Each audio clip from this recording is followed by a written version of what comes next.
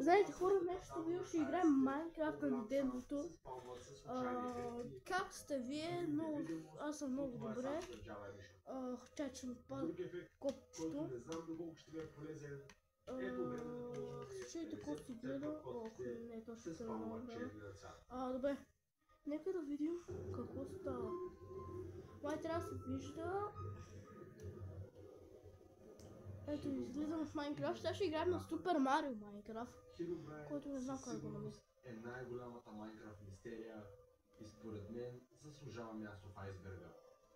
Дали съществува, не можем да бъдем сигурни, но едно е странното в случая.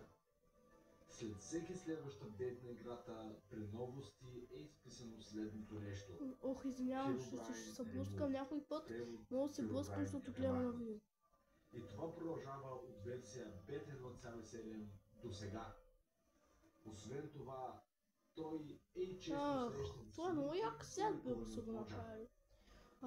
Сега ще сложа рекулоша да се вижда по-добре. Все някога е бил в играта или просто го правят, за да се... Аз играя Creative Story. Как се слагаш? Ах, майко. Super Secret Settings.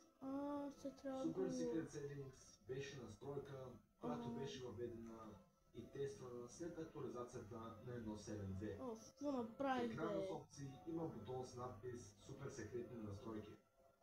При щракване той превключва между различни ефекти на шейдера, например черно-бял, размазан, ендърмен филтър, обърнат екран и други. Значи, не помня как се сложи. Виждали си по-късно обаче, функцията бива премахната. Но все пак до някой шейдери... братко, много ме изнервят. Аз забравих как се слагаш такова. И вземете гледна точка на някой моб, примерно на Ендермен, Файер или сега не трябва да го чупя. Yes. Farlands.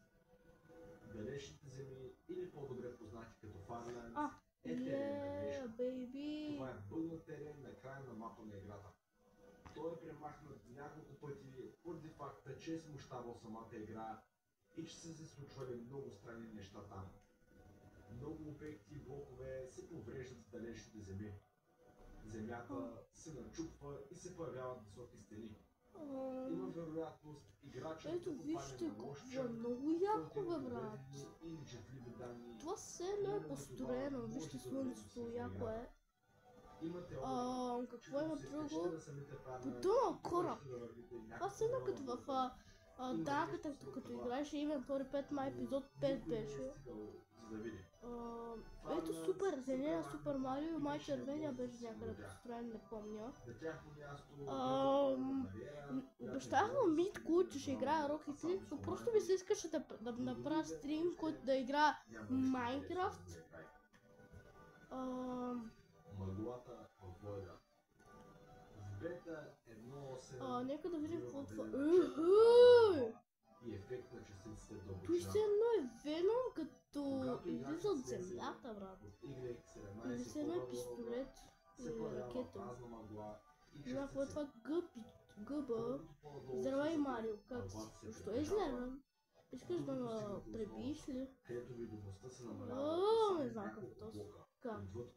Извинявам се, не знам как си Марио. Силите празни частици се появяват под височина 17 блока, спай! За 30 минути.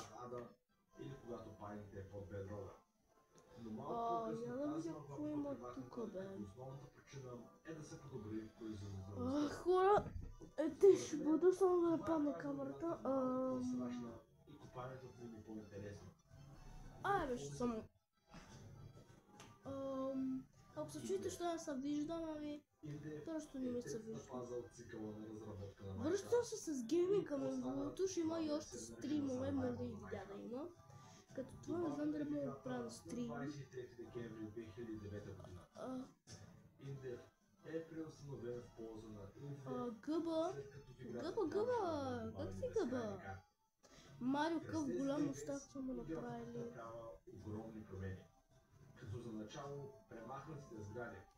Между другото, хора, очаквайте втора част, до тук стигнах, така че чао!